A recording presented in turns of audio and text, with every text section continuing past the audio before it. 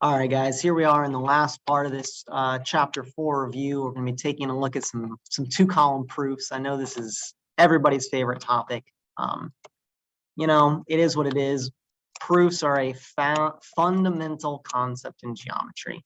And the level at which you understand these things is really going to dictate your success in the class. So, we're going to keep doing it and we're going to keep using them. So make sure you're, doing the work, putting in the work to make sure you understand it. So let's go ahead and take a look at this first one. I went ahead and made a two-column chart, wrote out my statements, wrote out my reasons, and I started with the given. In a formal proof like this, it is important that you do list the given statements. A lot of people got in the habit of not writing them down there. Make sure you make that listed as your first thing. All right, so let's go ahead and take this a couple steps further. Let's kind of make a plan about how we can prove that these two triangles are congruent. First off, let's go ahead and take what this given information tells us about what segments are maybe equal to each other in this particular picture. And so here we know that C, the point in the middle here, is the midpoint of both AD and BE. So, right, that means that AC and CD are equal because C is the middle of that segment AD. And also, these two parts over here are also equal. So BC and CE. Because again, C being the midpoint of this segment BE. Now, be careful here. A lot of people are tempted, if this only said that C was the midpoint of AD, then I can only write this congruence right here. I wouldn't know that, right? But since it does say it's the midpoint of both segments, I'm able to do this. Okay. We'll talk more about this. These will need to be steps in my proof, in the body of my proof, these congruent statements here, but we'll kind of keep making our plan for the moment. The other thing that I notice is we have some vertical angles, right? Both of these angles here around point C in these triangles are going to be congruent angles. And so what we have here is some side angle side congruence, right? You have a side, an angle, and a side, which is congruent to the side and the angle and side and the other one. The angles in between the two sides. This is going to be SAS. There we go. So basic idea here, we're going to have these two triangles congruent by side angled side congruence. That's going to be how we end our proof. But how do we actually get there? We need to make these statements that say these different congruent parts. So let's go ahead and go for it. I'm first going to talk about these segments that we have. So we have AC, which is congruent to DC. You don't have to name them in this corresponding manner. It could be AC and CD, but I like, matching them up correspondingly. And what's the reason for that? That is because we are making use of the definition of midpoint. Since C is the midpoint, we know that these two parts are going to be equal. Similarly, we're actually going to use the same reason, still using the definition of midpoint. We know that BC, this segment here, will be congruent to EC. Again, because of the same reason as above, right? So I'm just going to use these little quotation marks. The same reason, I'm not going to rewrite it.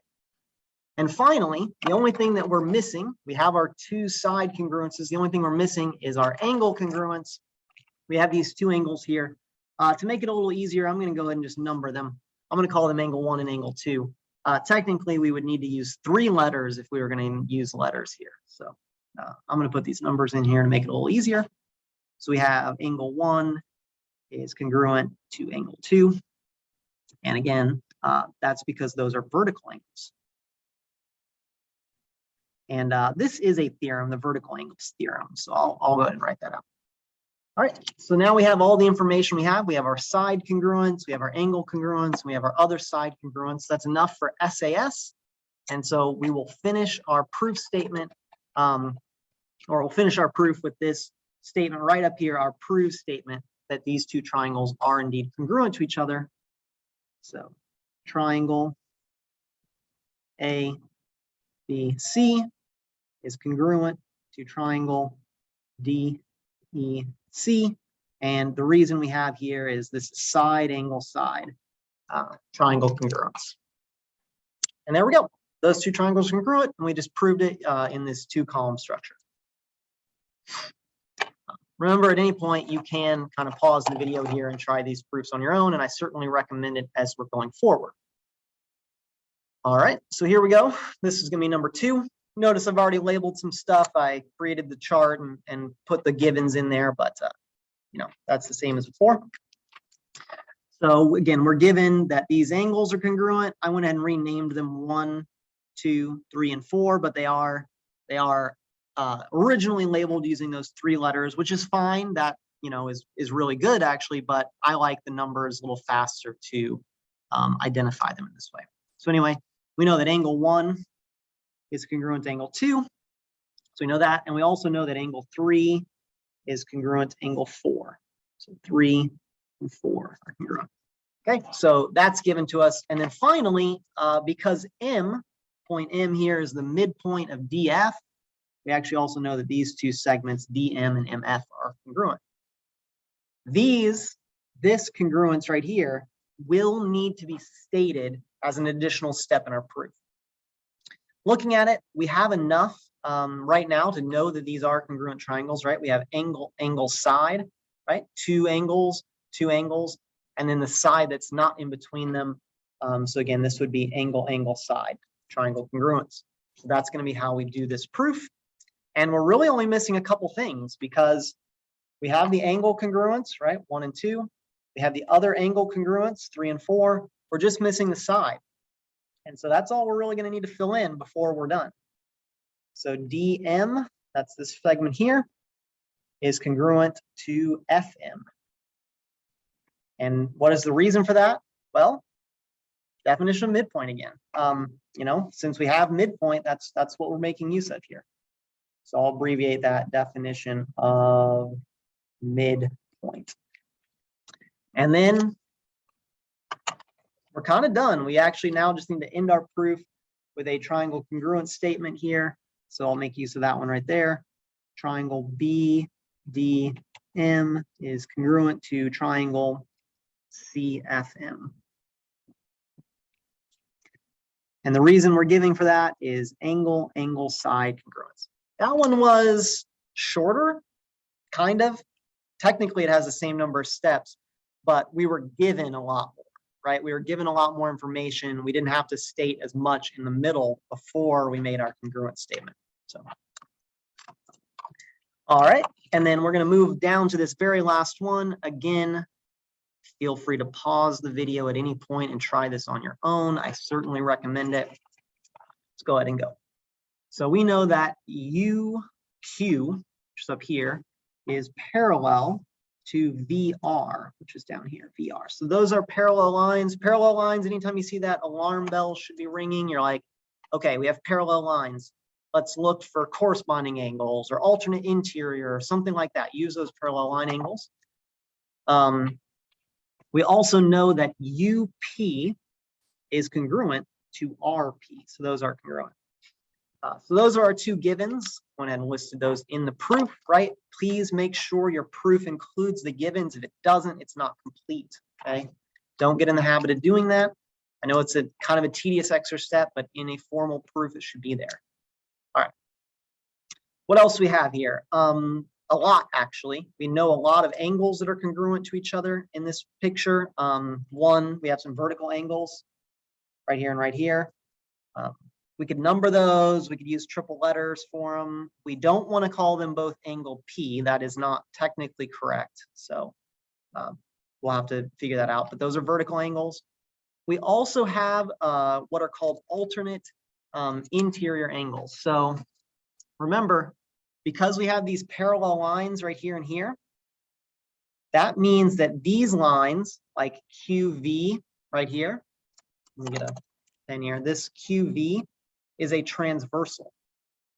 That means that angle V and angle Q would be considered alternate interior angles.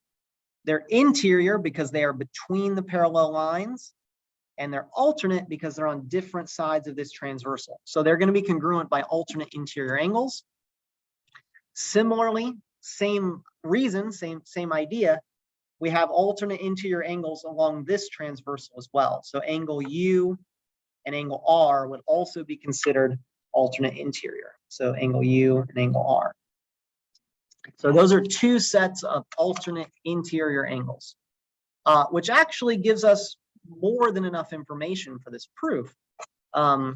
Depending on which angles we decide to use, we could call this angle side angle, or we could call this angle angle side, right? So we actually have a couple different options, and it just sort of is up to us in terms of which one we want to use, right? We could go either way.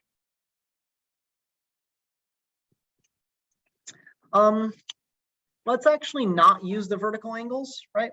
Technically we can use that, but let's just use these two and then the congruent side. So that would make that AAS for this. It's not wrong to use those vertical angles. You can certainly make use of it. I'm just choosing to do it with AAS on this one. So let's go ahead and do that. So angle step 3 and 4, I'm going to talk about angles.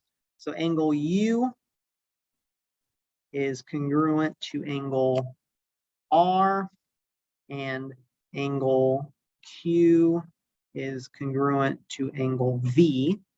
And the reason on both of those, again, those were both what we call alternate interior angles. And technically this is a theorem.